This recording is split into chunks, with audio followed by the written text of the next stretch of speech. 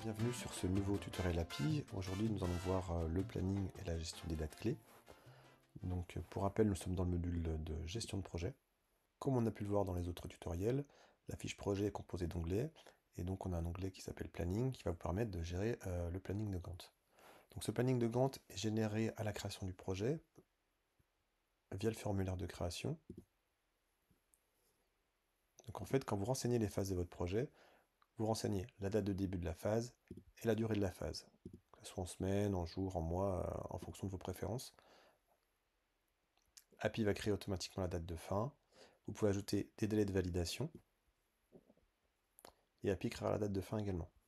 Donc une fois que tout ça est renseigné, quand vous cliquez sur enregistrer, API va créer un planning de Gantt automatiquement. La durée de chaque phase a été respectée, ainsi que le délai de validation entre chaque phase. Vous pouvez très bien retoucher la durée des phases sur le planning de Gantt,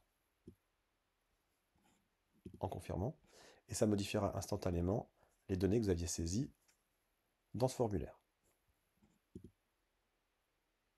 Au départ, les phases ne sont pas liées, c'est-à-dire que si j'en bouge une, ça n'a aucune incidence sur les autres.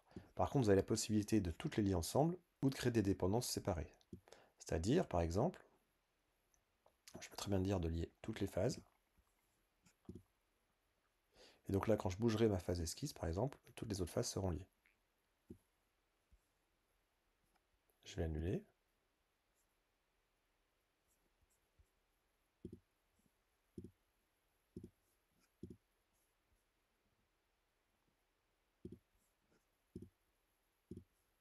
Vous pouvez très bien ne lier que certaines phases entre elles. Par exemple, je veux juste relier ma phase pro à la phase AVP, mais pas la phase esquisse. Donc pour ce faire, il suffit de cliquer sur l'icône chaînon. Et là, vous allez décider de quelle phase dépend votre phase pro. Donc là, ma phase pro dépend de l'AVP, par exemple. Enregistré. Et donc on voit tout de suite que API allie les deux phases entre elles. Et vous pouvez constater que la phase pro est dépendante de l'AVP. Donc si je bouge l'AVP, la phase pro bouge. Mais par contre, la phase AVP n'est pas liée à la phase pro. Donc si je bouge mon pro, la phase AVP ne bouge pas. Il aurait fallu que je dise que la phase AVP était dépendante aussi de la phase pro. Je peux le faire ici. Et là, les deux phases seront intimement liées. Alors, ça n'a pas vraiment de sens de lier les deux phases dans ce sens-là, mais normalement, il y a un sens chronologique de l'avancée du projet. C'est le décalage d'une phase qui va décaler l'autre. Aujourd'hui, on peut très bien avoir un pro qui se décale sans toucher à la phase AVP.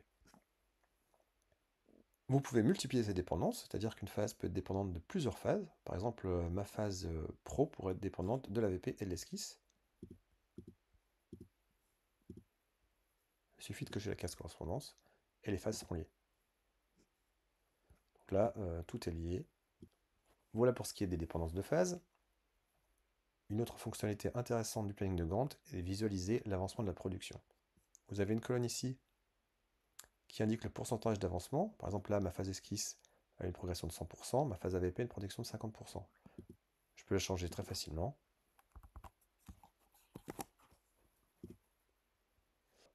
Vous pouvez constater que nous avons deux représentations graphiques sur la barre de la phase. La partie pleine est l'avancement de la production, et la partie hachurée, ce qui reste à produire. Par exemple, si je passe à 80%, vous allez voir la différence. Il ne reste plus que cette partie-là.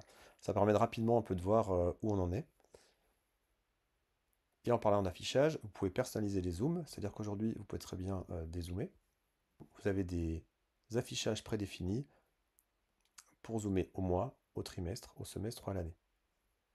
Vous pouvez également vous déplacer à la date d'aujourd'hui, à la date de début du projet ou à la date de fin. Vous pouvez augmenter la surface d'affichage du planning en réduisant la partie colonne ici, en cliquant sur ce bouton, ou rafficher en cliquant une deuxième fois. Vous avez également la possibilité d'ajouter des phases directement depuis le planning de Gantt, en ajoutant une phase.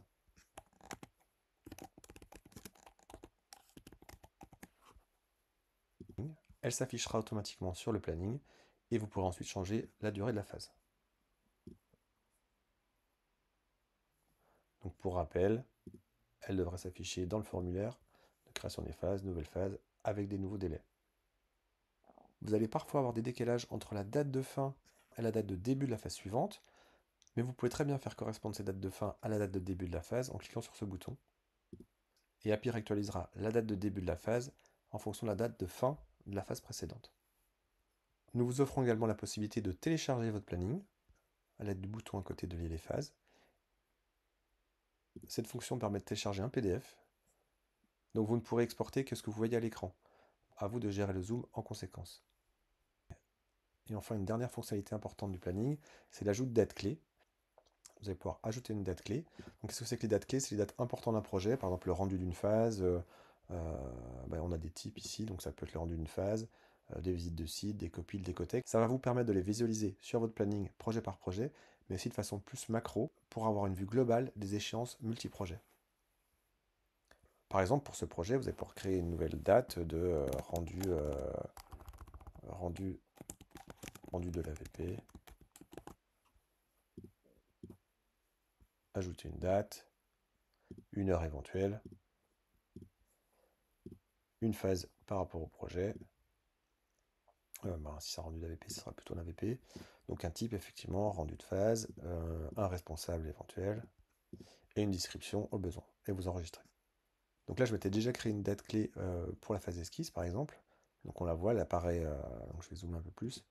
Donc elle apparaît. Donc là, c'était un rendu intermédiaire de la phase esquisse, qui est prévu pour le 17 mars à 17h25 pour la phase esquisse. C'est un rendu de phase. Ok. Et donc ça va me permettre rapidement de voir sur mon planning les jalons importants qui rythment la vie de mon projet. Au-delà de cette visualisation graphique pour ce projet, vous avez la possibilité de voir les dates clés pour tous vos projets à l'échelle de l'agence. Donc pour ce faire, rendez-vous sur Synthèse de projet, dans l'onglet Dates clés. Et là, vous allez pouvoir visualiser toutes les dates clés sur une période donnée. Donc sur cet exemple, je peux voir qu'un copil est prévu le 19 juin pour le projet Guiznache qui mobilisera Fabrice, avec une description qui m'a indiqué, donc je suis au courant que c'est un copil qui est important. Je vois qu'il y a aussi un rendu pour l'AVP qui est prévu pour le projet mémorial, et un rendu pro qui est prévu pour le Palais des Sports. Je peux modifier mes périodes, c'est-à-dire qu'aujourd'hui, je pourrais très bien lui dire affiche-moi tout ce qu'il y a ce mois-ci, pour avoir une plus grande visibilité. Et donc je vois que ce mois-ci, nous avons 4 dates qui vont nécessiter une certaine vigilance. Vous pouvez réduire cela à une période de jours, à cette semaine, à aujourd'hui, en fonction de vos préférences.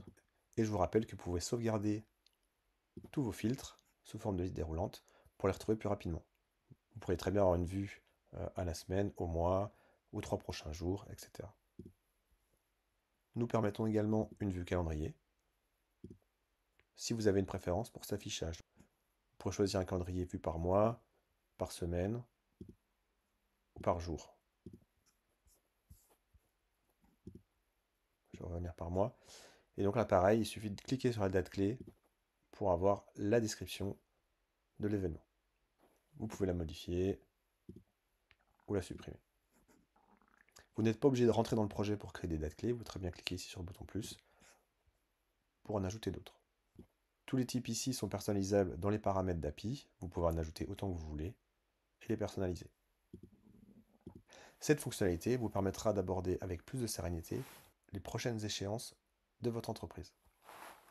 Et d'ici peu, vous pourrez afficher ou masquer automatiquement les dates de fin de phase, puisque je vous le rappelle, l'objectif d'API est de limiter au maximum la double saisie.